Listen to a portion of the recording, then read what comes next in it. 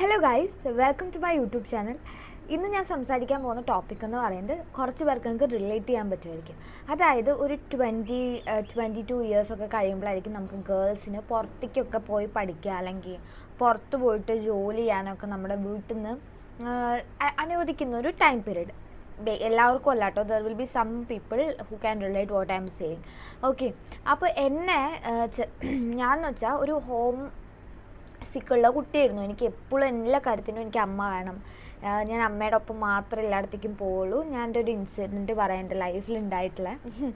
ഞാൻ 6ാം ക്ലാസ്സിൽ പഠിക്കുമ്പോൾ എൻ്റെ അമ്മ 6ലാണോ 4ലാണോ എന്ന് എനിക്ക് ഓർമ്മയില്ല, 4ലാണെന്ന് തോന്നുന്നു. ഞങ്ങൾ എൻ്റെ കസിൻ്റെ വീട്ടിൽ കൊണ്ടാക്കി തന്നെ, 2 ജില്ല അപ്പുറമാണ്. അപ്പോൾ ഞാൻ അവിടെ നിന്നിട്ട് എനിക്ക് അമ്മയെ കാണാണ്ട് പറ്റുന്നില്ല. കരച്ചിൽ, ബഹളം. അടുത്ത ദിവസം ഫുൾ കരച്ചിൽ. അതായത് ഇന്ന് തന്നെ കൊണ്ടാക്കിയെങ്കിൽ നാളെ ഫുൾ കരച്ചിൽ. മറ്റന്നാൾ അമ്മ കഷ്ടപ്പെട്ട് പിന്നെയും ട്രാവൽ ചെയ്ത് വന്നിട്ടാണ് തിരിച്ച് എന്നെ കൊണ്ടുവരുന്നത്. ഞാൻ തിരിച്ച് കൊണ്ടുവരുന്നത് ഇൻ ദ സെൻസ്, തിരിച്ച് തന്നെ അപ്പം തന്നെ വീട്ടിലേക്ക് നമുക്ക് ട്രാവൽ ചെയ്ത് എത്താൻ പറ്റുന്നുണ്ട്. വേറൊരു കസിൻ്റെ വീട്ടിൽ അമ്മയുടെ ഒപ്പം എനിക്ക് എവിടെ പോകാനോ എന്ത് ചെയ്യാനോ ഒരു പ്രശ്നമില്ല. പക്ഷെ അമ്മ ഇല്ലാണ്ട് എനിക്ക് പറ്റില്ല. എനിക്ക് എല്ലായിടത്തേക്കും അമ്മ വേണം. എനിക്ക് അമ്മയുടെ ഒപ്പം കെട്ടിപ്പിടിച്ച് കിടന്ന് ഉറങ്ങിയാലും എനിക്ക് ഉറക്കം വരുള്ളൂ. ഞാൻ അങ്ങനെയായിരുന്നു. അപ്പോൾ ബി ഫാമിന് ഞാൻ ജോയിൻ ചെയ്യാവുന്നതിന് മുമ്പ്, എൻ്റെ മുന്നത്തെ വീഡിയോ കണ്ടിട്ടുണ്ടെങ്കിൽ ഐ എം എ ഫാർമസിസ്റ്റ്.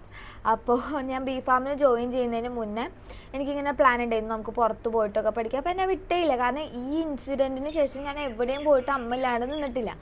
അപ്പോൾ ഇവർക്കൊക്കെ പേടി, ഇവൾ ഇനി പോയി കരഞ്ഞ് ബഹളം ഉണ്ടാക്കി വരുമോ എന്നൊക്കെ. അപ്പം എന്നെ ഇങ്ങോട്ട് വിട്ടിട്ടില്ല. അപ്പോൾ ബി ഫാമിന് എനിക്ക് അഡ്മിഷൻ എടുത്തത് എൻ്റെ വീടിൽ നിന്ന് കുറച്ച് ദൂരമുള്ള കോളേജിലാണ്. അപ്പോൾ അത് കഴിഞ്ഞതിന് ശേഷം, അഡ്മിഷൻ എടുത്തതിന് ശേഷം എനിക്ക് ഫാംഡിക്ക് അഡ്മിഷൻ കിട്ടിയത് ട്രിവാൻഡ്രത്ത്. നമ്മുടെ ഈ അലോട്ട്മെൻ്റ് ഒക്കെ വരുന്ന ഇതിൽ പോലെ എനിക്ക് ഒരു അഡ്മിഷൻ്റെ ലെറ്റർ വന്നു. അപ്പോൾ പക്ഷെ എന്നെ വിട്ടില്ല. കാരണം അപ്പോൾ ഞാൻ അമ്മയുടെ അടുത്ത് നിന്ന് മാറില്ല എന്ന് അവർക്ക് തോന്നിക്കാണും, അറിയില്ല. എന്നോട് പറഞ്ഞു പോകാൻ പറ്റില്ല, ഇവിടെ നിന്ന് പഠിച്ചാൽ മതി. ഓക്കെ, അങ്ങനെ ബി ഫാം 2024 കഴിഞ്ഞ് കഴിഞ്ഞപ്പോഴാണ് എനിക്ക് ബോംബെയിലേക്ക് വരാനായിട്ട് ഒരു ഓപ്പർച്യൂണിറ്റി കിട്ടുന്നത്, ജോലി ചെയ്യാനായിട്ട്. ഓക്കെ, അപ്പോൾ കമ്പയർ ചെയ്യുമ്പോൾ നാട്ടിലേക്കാൾ കൂടുതൽ സാലറി ഇവിടെ ഉണ്ട്. ആൻഡ് നമുക്കൊരു സേഫ് അറ്റ്മോസ്ഫിയർ ആണെന്ന് തോന്നി. കാരണം അച്ഛൻ്റെ ഫ്രണ്ട് ത്രൂ ആണ് ഞാൻ ഇവിടെ വന്നത്. അപ്പോൾ അങ്ങനെ വന്നപ്പോൾ എനിക്ക് അങ്ങനെ ട്രെയിനിലൊക്കെ വരുമ്പോൾ എനിക്ക് ഭയങ്കര എക്സൈറ്റ്മെൻറ്റ്. കാരണം ഇതുവരെ എൻ്റെ അടുത്ത് അമ്മക്കുട്ടീന്ന് എന്നെ അത് പറഞ്ഞ് എന്നെ ബുള്ളി ചെയ്ത ആൾക്കാരും ഉണ്ട്. എന്നാൽ ഓക്കെ, അവൾക്ക് അമ്മ ഇഷ്ടമാണല്ലോ, അതിനിപ്പോൾ എന്താണെന്നുള്ള രീതിയിൽ പറഞ്ഞിട്ടുള്ള ആൾക്കാരും ഉണ്ട്. അപ്പോൾ എൻ്റെ അച്ഛനും എൻ്റെ ഒരു കസിനും ഏട്ടനുമാണ് എന്നെ കൊണ്ടാക്കുന്നത്. അപ്പം കുറേ ട്രാവൽ ചെയ്തിട്ട് എനിക്ക് വലിയ പ്രശ്നം ഉണ്ടായില്ല. പക്ഷേ എത്താറാവുന്നുള്ളൊരു ഇതായി കഴിഞ്ഞപ്പോഴേക്ക് സങ്കടമാവാൻ തുടങ്ങി. പക്ഷെ എനിക്ക് കരയാൻ പറ്റില്ലല്ലോ, കരഞ്ഞതിനും പ്രശ്നമല്ലേ. കാരണം പിന്നെയും കരഞ്ഞ് ബഹളം ഉണ്ടാക്കുന്നൊക്കെ പറയില്ലേ. അങ്ങനെ എത്തി. പിന്നെ ഗ്രാജുവലി നമുക്കിവിടെ കുറേ കാര്യങ്ങൾ ചെയ്യാണ്ടായിരുന്നു. HR മീറ്റ് ചെയ്യണമായിരുന്നു, ഇൻ്റർവ്യൂ ഉണ്ടായിരുന്നു. അപ്പോൾ അതൊക്കെ കഴിഞ്ഞ് ഹോസ്പിറ്റൽ കണ്ടു, ഫാർമസി കണ്ടു. ഒക്കെ എല്ലാം നല്ല സ്മൂത്തായിട്ട് പോയി. അപ്പം ഞാൻ റിയലൈസ് ചെയ്യുന്നൊരു കാര്യമുണ്ട്, നമ്മൾ കുറേ നാൾ മുന്നേ നമ്മൾ ഭയങ്കര ഞാൻ എങ്ങനെ അത് ഹാൻഡിൽ ചെയ്യുന്നുള്ളത് കാര്യങ്ങളൊന്നും കുറേ കാലം കഴിയുമ്പോൾ അതൊന്നും ഒന്നുമില്ലായിരിക്കും. സോ ഒന്നുമില്ല, ഞാൻ എന്നെ പറ്റിയിട്ട് ഇങ്ങനെ ചിന്തിച്ചുകൊണ്ടിരിക്കുമ്പം ലോങ് ബാക്ക് ഞാൻ എങ്ങനെയായിരുന്നു, അല്ലെങ്കിൽ എല്ലാത്തിനും എനിക്ക് അമ്മ വേണം. ഇപ്പോൾ ഞാൻ വിളിക്കും, എല്ലാ ദിവസവും വിളിക്കും, സംസാരിക്കും. പക്ഷെ ഒരു ഇൻഡിപെൻഡൻസി, അതായത് നമ്മുടെ നാട്ടിൽ നിന്ന് ചെയ്യുന്ന കാര്യങ്ങൾ തന്നെ ഇവിടെ ചെയ്ത് കഴിഞ്ഞ് കഴിഞ്ഞാൽ നമുക്കെന്തോ ഒരു അപ്രീസിയേഷൻ കൂടുതൽ കിട്ടുന്ന പോലെ, അല്ലെങ്കിൽ നമ്മുടെ വേർഡ്സിന് വാല്യൂ ഉള്ള പോലെയൊക്കെ. സോ എനിക്ക് പറയാനുള്ളത്, നമ്മുടെ ലൈഫിൽ ദർ വിൽ ബി കുറേ ഫാക്ടേഴ്സ് ഉണ്ടാവും നമ്മളൊരു ഡെസിഷൻ തീരുമാനിക്കുന്നതിനിടയിൽ. പക്ഷെ എൻഡ് ഓഫ് ദി ഡേ നമ്മുടെ ലൈഫാണ്. സോ നമ്മളാണ് അതിൻ്റെ ഡിസിഷൻ മേക്കർ എന്ന് പറയുന്നത്. സോ ബാക്കിയുള്ളത് അവർ എന്ത് പറഞ്ഞാലും അവർ നമ്മളത് മൈൻഡ് ചെയ്യാണ്ടിരിക്കുക. Get a life that you love. മുംബൈയിൽ വന്നതിന് ശേഷം എനിക്കുണ്ടായിട്ടുള്ള ചേഞ്ചസ് എന്ന് പറയുന്നത് വളരെ നല്ല ചേഞ്ചസ് ആണ്. അതായത് ഗ്രോത്ത്, എനിക്കുണ്ടായിട്ടുള്ള ഫ്രണ്ട്ഷിപ്സ് എല്ലാം എന്താ പറയുക, ഞാൻ ഏറ്റവും കൂടുതൽ എന്നെ ഇഷ്ടപ്പെടാൻ, എനിക്ക് വേണ്ടി കാര്യങ്ങൾ ചെയ്യാൻ തുടങ്ങിയത്, പിന്നെ ഞാൻ മറ്റുള്ളവർക്ക് വേണ്ടി കാര്യങ്ങളെ ഹെൽപ്പ് ചെയ്യാൻ അല്ലെങ്കിൽ അവരെ കൺസിഡർ ചെയ്യാനൊക്കെ കൂടുതൽ തുടങ്ങിയത് ഞാൻ ഇവിടെ വന്നതിന് ശേഷമാണ്. ആൻഡ് എൻ്റെ ലൈഫിൽ ഇൻവോൾവ് ആയിരുന്ന ഒരുപാട് ആൾക്കാരുണ്ട്. അവർ നല്ല രീതിയിൽ ഇൻവോൾവ് ആയവരുണ്ട്, ചീത്ത രീതിയിൽ ഇൻവോൾവ് ആയവരുണ്ട്. ഇതിൽ അവരൊന്നും എൻ്റെ ലൈഫിൽ ഒരു പോയിന്റ് കഴിഞ്ഞപ്പോൾ ഒന്നും അഫക്റ്റ് ആവാണ്ടായി. ലൈക്ക് അവരെന്ത് പറയുന്നതോ അവരെന്ത് ചെയ്യുന്നതോ ഒന്നും എന്നെ എഫക്റ്റ് ചെയ്യാൻ പണ്ടത് ഒരുപാട് എഫക്റ്റ് ചെയ്തിട്ടുണ്ട്. അപ്പോൾ എന്താ പറയുക, ലൈക്ക് നമ്മുടെ റിലേറ്റീവ്സ് അല്ലെങ്കിൽ നമ്മുടെ കസിൻസ്, നമ്മുടെ ഫ്രണ്ട്സ് എല്ലാവരും നമുക്ക് നല്ലതിന് വേണ്ടിയിട്ടുണ്ടാവും, ചീത്തതിന് വേണ്ടിയിട്ടുണ്ടാവും. So end of the day ഞാൻ പറഞ്ഞ പോലെ നമ്മുടെ ലൈഫാണ്, നമ്മുടെ ഡിസിഷനാണ്, ഇതെല്ലാവർക്കും അറിയാം. പക്ഷേ നമുക്കത് റിയലൈസ് ചെയ്യാൻ കുറേ സമയമെടുക്കും.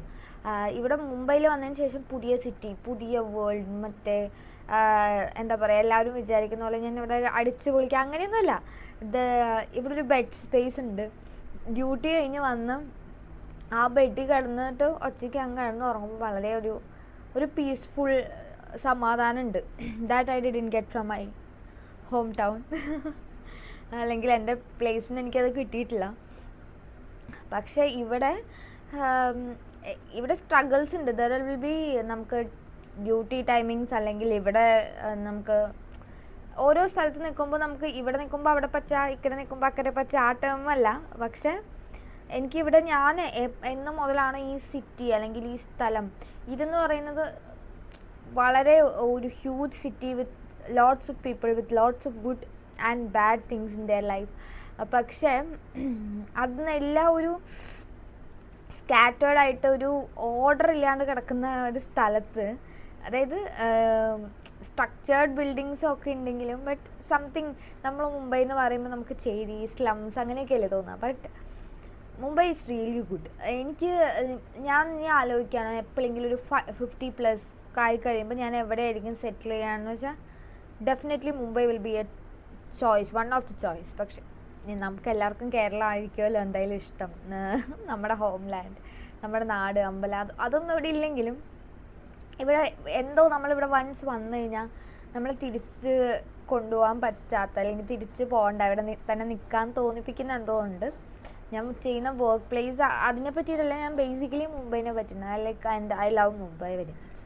ഞാൻ എൻ്റെ പാർട്ട്ണറിൻ്റെ അടുത്തും പറഞ്ഞിട്ടുണ്ടായിരുന്നു വൺസ്, ഞാൻ എപ്പോഴെങ്കിലും പോയിട്ട് സെറ്റിൽ ആവുകയാണെങ്കിൽ ഞാൻ മുംബൈ പോയിട്ട് സെറ്റിലാവും. എനിക്ക് മുംബൈ ഇഷ്ടമാണ്. എൻ്റെ ഇവിടെ വന്നതിന് ശേഷം കേട്ടോ ഞാൻ എൻ്റെ അമ്മ അച്ഛനെയൊക്കെ ഇങ്ങോട്ടേക്ക് കൊണ്ടുവന്ന്. അച്ഛൻ മുന്നേ ഇവിടെ മുംബൈയിലൊക്കെ വന്നിട്ടുണ്ട്, പക്ഷെ അമ്മ വന്നിട്ടുണ്ടായിരുന്നില്ല കേരളത്തിന് പുറത്ത് എങ്ങോട്ടും.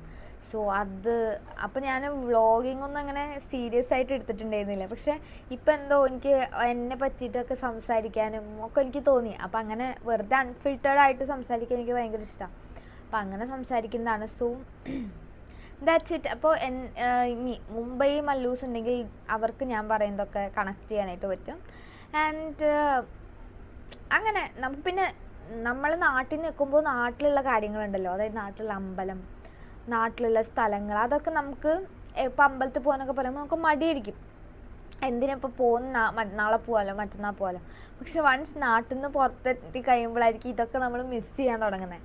അങ്ങനെ മിസ് ചെയ്യാൻ തുടങ്ങി പെട്ടെന്നൊരു ലീവ് സെറ്റായി കഴിയുമ്പോൾ അങ്ങോട്ടേക്ക് പോകാനുള്ളൊരു എക്സൈറ്റ്മെൻ്റ് ഉണ്ടല്ലോ, അത് നമുക്ക് നാട്ടിൽ നിന്ന് കഴിഞ്ഞാൽ ഈ ഒരു അഡ്രിനാലിൻ കിട്ടില്ല, ഈ ഒരു സംഭവം. അപ്പോൾ അങ്ങനെ അവിടെ അത് കഴിഞ്ഞിട്ട് തിരിച്ച് വരുമ്പോൾ ചെറിയൊരു മിസ്സിങ് ഫീൽ ചെയ്യുക. And it's nice actually. എനിക്ക് ഭയങ്കര ഇഷ്ടമുള്ളൊരു പരിപാടിയാണത്. അങ്ങോട്ടും ഇങ്ങോട്ടോ ലീവ് കിട്ടുമ്പോൾ ഒക്കെ പോവുക. അതുപോലെ നമുക്ക് നാട്ടിൽ നടക്കുമ്പോൾ ഉണ്ടല്ലോ, നാട്ടിലുള്ളവർക്ക് നമ്മളെ വലിയ വില ഉണ്ടാവില്ല. നമ്മൾ ഇവിടെ നിന്ന് അല്ലെങ്കിൽ മുംബൈയിൽ നിന്ന് അല്ലെങ്കിൽ പുറത്ത് എബ്രോഡ് എവിടെ നിന്നെങ്കിലുമൊക്കെ വരികയാണെങ്കിൽ എപ്പോൾ വന്നു ഈ ഒരു സാധനം ഉണ്ടാവും, എന്നാൽ തിരിച്ച് പോണേ എന്നുള്ളൊരു സംഭവം ഉണ്ടാവും. അപ്പോൾ അത് നല്ലൊരു വൈബായിട്ട് എനിക്ക് തോന്നിയിട്ടുണ്ട്. സോ ഇതൊക്കെ ഞാൻ എൻജോയ് ചെയ്യുന്ന കാര്യങ്ങളാണ്.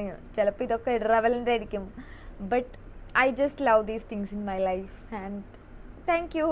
I hope you watch toward this video what I am saying, and hope you guys like this video. velli veenu hope you guys like this video appalum velli hope you guys like this video. And if you like this video, നമ്മളൊരു എന്താ പറയുക, ആരെയും ബുദ്ധിമുട്ടിക്കാണ്ട് നല്ലോണം ജീവിക്കാനായിട്ട് ശ്രമിക്കുക. മറ്റേ സുവിശേഷമൊന്നുമല്ല, but still ആരെങ്കിലും impact ചെയ്യുന്നുണ്ടെങ്കിൽ അതൊക്കെ നല്ല രീതിക്ക് ആക്കാൻ നോക്കുക. See you guys on my next vlog. Okay, till then, bye bye.